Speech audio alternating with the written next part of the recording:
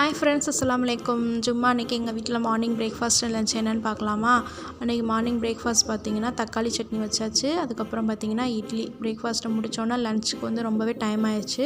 12 மணிக்கு தான் சிக்கனே வாங்கிட்டு வந்தாங்க. ஸோ அதுக்கு தேவையானதெல்லாம் எடுத்து வச்சுருக்கேன். சிக்கன் பிரியாணி பண்ணுறதுக்கும் சிக்கன் கிரேவி பண்ணுறதுக்கும் இஞ்சி பூண்டு பேஸ்ட்டு, அதுக்கப்புறம் பிரியாணிக்கு தேவையான பட்டை, கிராம்பு, ஏலக்காய், சின்ன வெங்காயம், முந்திரி, சோம்பு, கசகசா போட்டு அரைச்ச பேஸ்ட்டு, அதுக்கப்புறம் பெரிய வெங்காய பேஸ்ட் எல்லாம் எடுத்து வச்சுட்டு ஆனியன் ரைத்தா கட் பண்ணி வச்சுட்டு ஃபஸ்ட்டு வந்து பிரியாணி வந்து குக்கரில் வச்சுட்டேன்.